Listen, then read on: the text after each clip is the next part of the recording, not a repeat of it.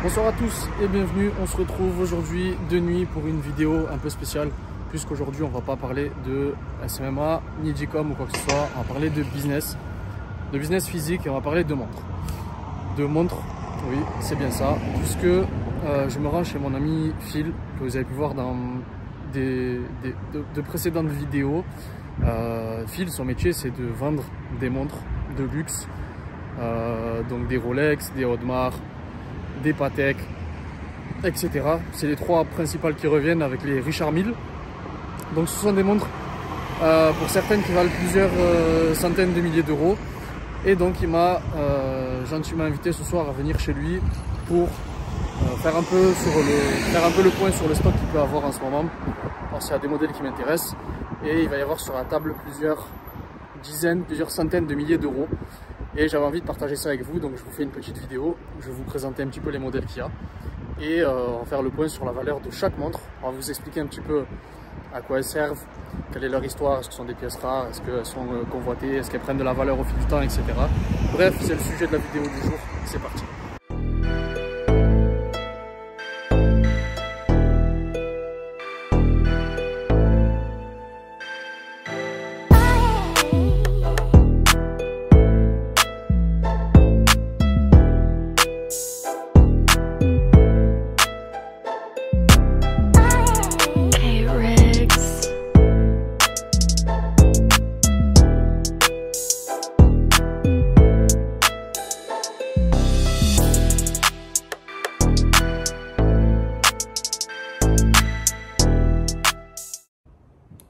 Les amis, on est chez Phil et je peux vous dire d'ores et déjà qu'il y a un quart de million sur la table. Okay. Il y a 250 000 euros de montres que je vais vous présenter, qu'on va vous présenter. Je vous traduirai ce que dit Phil, mais il y a un quart de million sur la table, c'est juste énorme. Alors, on a une, 2, 3, 4, 5, 6 Rolex et une Audemars juste ici.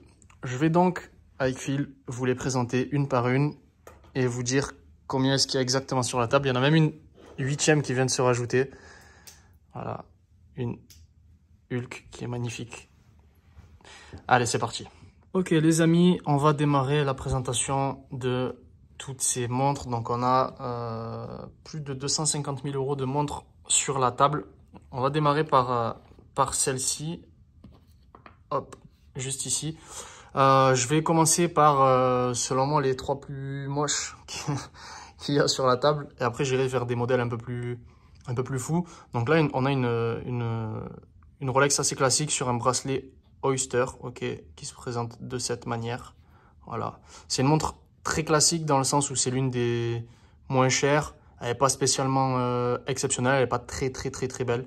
Ok, c'est une Datejust qui est cool, mais voilà, c'est un modèle classique, il n'y a rien d'extraordinaire. C'est pas le genre de modèle qui va attirer le regard ou l'attention. On va dire qu'elle est sympa parce que c'est une Rolex, que le cadran noir, c'est, à titre perso, je trouve ça très beau. Peut-être même plus beau que le bleu que j'ai sur la mienne, qui est elle avec un bracelet Jubilee. Je vais vous montrer tout de suite ce que c'est un bracelet Jubilee pour que vous puissiez voir la différence. Ce qui va m'amener, je vous montrerai après parce que ça va m'amener sur un autre modèle. Voilà, donc celle-ci, elle se vend 8000 livres actuellement. Il faut savoir que vous ne pouvez pas aller chez Rolex et prendre une montre qui est en vitrine. Et c'est ça en fait qui fait que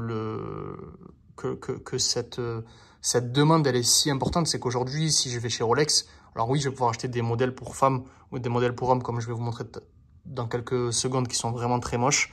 Et ensuite, si je dépense assez, j'aurai peut-être l'occasion de pouvoir acheter plus de modèles et des modèles bien plus chers. Mais au départ, vous ne pouvez pas en fait aller en boutique. C'est très rare d'aller en boutique, de trouver un modèle sympa et de pouvoir l'acheter. La plupart des modèles qu'on voit en boutique, ce sont des modèles qui sont là juste pour la déco en fait. Ils ne sont pas faits pour être vendus.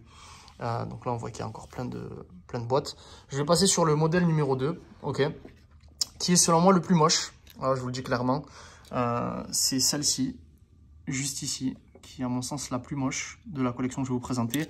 Alors ce qui est assez intéressant, c'est qu'on a le prix juste ici, 3791 livres. Ça, c'est le prix chez Rolex en boutique, ok, puisque la personne qui la vend, elle l'a acheté en boutique. Je vais vous présenter le modèle tout de suite. Voilà, c'est celui-ci. Je trouve qu'il a vraiment rien d'exceptionnel. Voilà, c'est une montre tout à fait classique. Bracelet Oyster encore une fois. Rien de fou. Honnêtement, si elle n'avait pas écrit Rolex, je pense qu'elle vaut rien. Elle est pas ouf. Après, c'est un avis perso. Je suis pas un expert, un puriste, etc. Moi, je la trouve moche. Voilà. Donc, déjà, pour cette raison, je l'achèterai pas. Et après, il y a des rumeurs comme quoi ce modèle-là va être arrêté dans les prochaines semaines. Donc, son prix pourrait augmenter. Je crois que celle-là, elle est aux alentours de 8000 aussi en prix de vente sur marché. Phil, what's the price of this one? 8000? 8000. Ok, donc celle-là, elle est aussi à, voilà, vous voyez, on a à peu près le même prix sur les deux. Mais à choisir, je préfère largement celle-ci, avec le cadran de cette manière-là. Fluted bezel, comme on dit, plutôt que celle-ci qui est vraiment très très simple. Et puis vous voyez la différence de prix, elle se vend 8000 en ce moment, alors que le gars l'a payé 3791 livres. Donc ça fait une jolie plus-value. Encore, son prix, comme je vous l'ai dit, pourrait monter dans les prochaines semaines, puisque il y a des rumeurs comme quoi elle pourrait être arrêtée, elle ne serait plus produite. Donc forcément, la quantité serait limitée, ce qui ferait grimper le prix. Ensuite, on va s'intéresser à une montre qui est assez classique chez les dropshippers français et les mecs qui vendent des formations. Bon, c'est bien parce que je me reconnais dans les deux descriptions, mais je n'ai pas ce modèle-là. Voilà, c'est exactement la même, c'est une Datejust que celle que je vous ai présentée juste ici. Mais vous voyez la différence de bracelet dont je vous parlais, c'est que là, je vais le tourner un peu, là, on a un bracelet Jubilee et là, on a un Oyster. Et je trouve que le bracelet Jubilee donne un charme fou à la montre, bien plus que le bracelet Oyster. C'est une montre qui est assez sympa. Elle n'est pas incroyable, mais je la trouve vraiment pas mal. En termes de prix, on est à 12 000 livres actuellement. En magasin, elle se vend, celle-là, elle se vend entre 10 000 et 10 500 livres. Si je dis pas de bêtises, je vais vous mettre les conversions de prix à l'écran, parce que là, c'est des prix en livres sterling. En euros, je vais vous mettre la conversion au taux du jour. C'est un modèle qui est assez sympa, c'est un modèle très populaire, qui se vend très bien, ça part très vite. C'est des modèles d'entrée, on va dire, que les gens peuvent acheter assez facilement. Même chez Rolex, une fois que tu as fait quelques achats, celle-là, tu peux l'avoir entre guillemets plutôt facilement comparé à d'autres modèles que je vais vous présenter juste après, qui sont beaucoup plus difficiles à avoir. Et d'autres même qui sont impossibles à avoir puisqu'ils n'existent plus. Celui-là, il est plutôt sympa. Il passe à... Tu peux la porter avec un survêt comme tu peux la porter en costume. Elle est sympa. C'est une montre qui fait jeune, on va dire, jeune cadre dynamique, qui a réussi dans l'e-com ou dans d'autres domaines, dans le SMMA par exemple. Donc elle est plutôt pas mal et elle n'est pas très très chère par rapport à celle qu'on va voir juste après. Parce que vous vous doutez bien que s'il y a un peu plus de 250 000 euros de montre sur la table, c'est pas avec celle à 8 000, 8 000 et 12 000 qu'on va aller très loin. Autre point dont je voulais vous parler tant que j'y suis, c'est que je vais vous présenter un peu les boîtes. Voilà, une montre, quand vous l'achetez chez Rolex ou chez des revendeurs, elles sont vendues avec ce qu'on appelle Box and Papers. Donc là, on a les papiers de la montre. Je vais juste cacher les numéros. Voilà, on a les numéros de série, on a la carte de garantie, on a le petit, la petite poche, enfin la petite truc là de service de Rolex qui vous explique en fait comment fonctionne la montre, si vous voulez changer l'heure, etc., etc. Tout ça, c'est dans le haut de la boîte. Il faut savoir qu'une montre qui n'a pas sa boîte et ses papiers a beaucoup moins de valeur qu'une montre qui a sa boîte et ses papiers. Voilà. Donc chaque fois que vous achetez une Rolex au magasin, et ça m'est déjà arrivé plusieurs fois, et ben vous avez ces papiers. Il faut savoir que quand je vous dis ça m'est arrivé plusieurs fois, c'est pas pour me le raconter, j'en ai rien à foutre. Je m'en tape complet. C'est juste qu'en fait, quand vous achetez des montres chez Rolex et que vous sortez de la boutique, la montre tout de suite, elle prend beaucoup plus de valeur. Et quand vous les revendez, ben, ça vous fait un beau billet à la sortie. On va passer sur des montres un peu plus ouf, entre guillemets. Et je vous garde le meilleur pour la fin. Là, on a un modèle de Rolex Daytona. Okay, la Daytona, c'est un modèle qui est très, très recherché. Alors, il y a plusieurs types de Daytona. Je vous en ai présenté une, en tout cas celle que j'ai achetée moi, il y a 4 mois maintenant, qui est toute noire. Ok, le cadran il est tout noir, et l'intérieur est tout noir. Celle-ci, Daytona, qui est plutôt sympa, et on voit qu'elle a vécu, c'est une montre un peu... Ouais, vous voyez, il y a des rayures, etc. Elle peut être polie pour pour retrouver son état de base. Cette montre-là, elle se vend 22 000 livres. Ok. La mienne, pourquoi je vous fais les comparaisons, c'est que c'est un modèle de Daytona qui est très peu cher. Il coûte vraiment pas... Enfin, très peu cher. Tout est relatif, mais par rapport à d'autres modèles comme celle que j'ai achetée, je l'ai payée 25 000 livres. Aujourd'hui, la mienne, elle en vaut 35 000. Prix minimum. Ok. Ça veut dire qu'en 4 mois, j'ai gagné 10 000 livres sans rien faire, en laissant ma montre à la banque dans le coffre. Voilà, donc c'est de l'argent facile si vous voulez revendre vos montres. C'est un bon investissement quand vous savez quel modèle acheter. Celle-là, elle est beaucoup moins chère. Elle va se vendre aussi probablement très facilement. Mais selon moi, c'est pas la plus belle par rapport à celle que je vais vous présenter. Après, la Daytona, c'est un modèle classique, c'est un modèle de papa, c'est un modèle... voilà, il y a quelque chose d'autre. C'est différent d'une Datejust que je vous ai présenté un peu plus tôt. On monte en gamme déjà. Ensuite, on va passer sur un modèle qui n'existe plus, qui n'est plus produit. Ce modèle, c'est la Rolex Hulk. Hulk, pourquoi? Parce que le cadran est vert, comme vous pouvez le voir juste ici. Alors, mon poteau, il en a deux.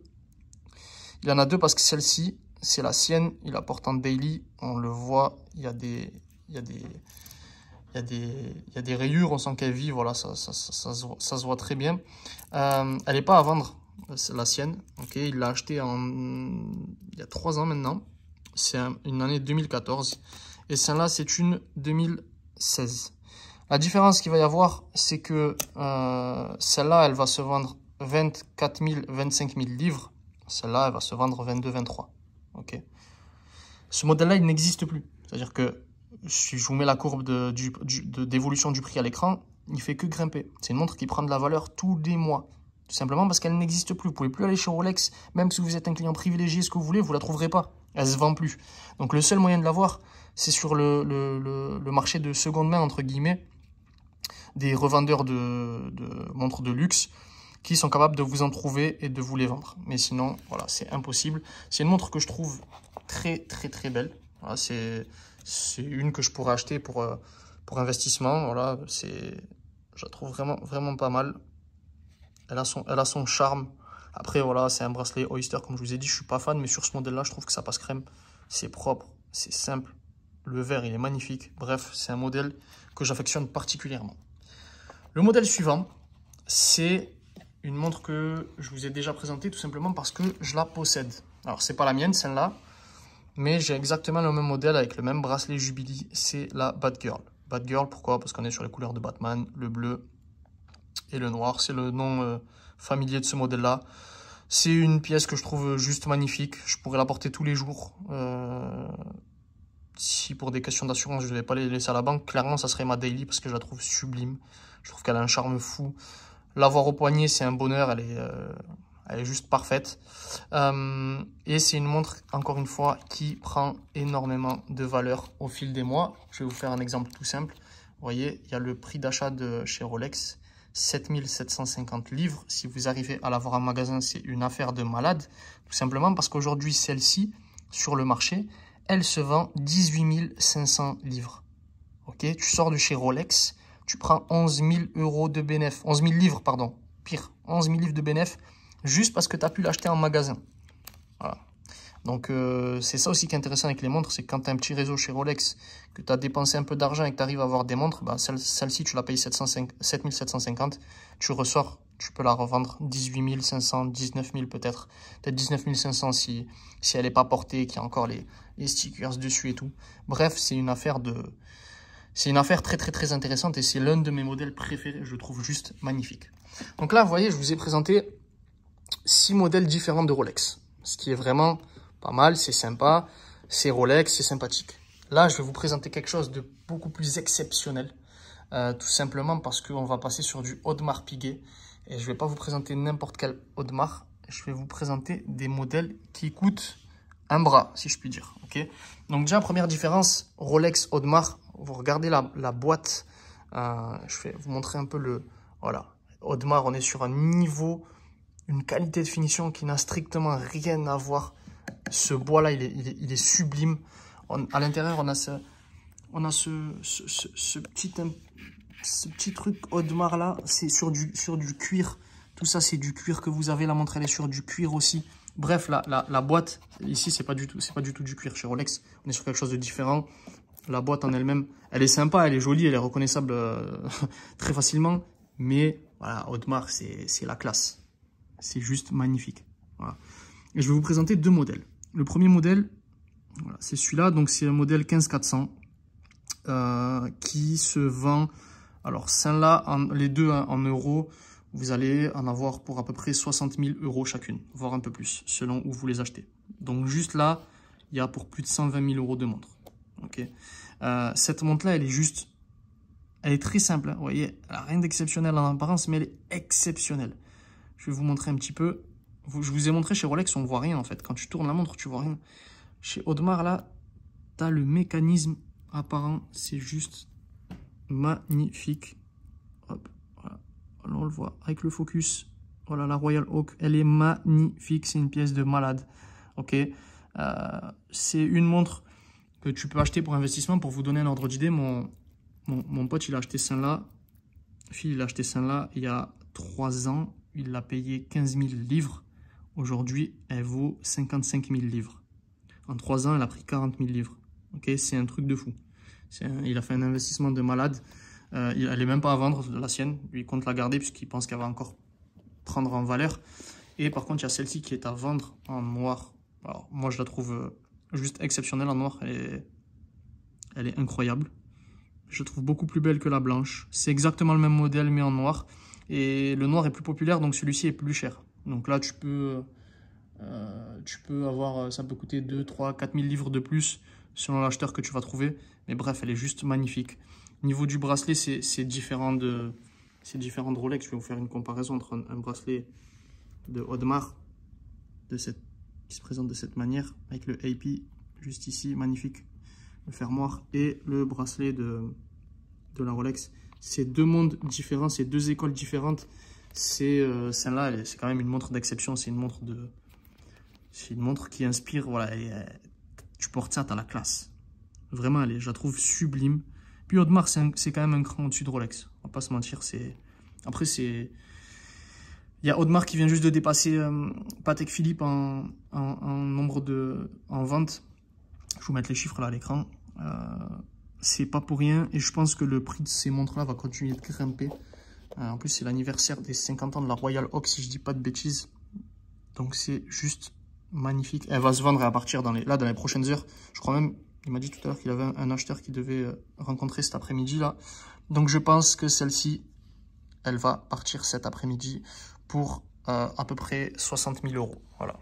Donc sur la table on avait différents modèles qui sont plus ou moins beaux. Moi, je vous les ai fait dans à peu près l'ordre de préférence. Dans tous les cas, pour moi, celle-là, c'est la plus moche. Dites-moi en commentaire, pour vous, laquelle est la plus belle, laquelle vous préférez et laquelle vous aimeriez avoir au poignet. Mettez-moi ça en commentaire. Et on se retrouve très prochainement pour une nouvelle vidéo. Allez, salut!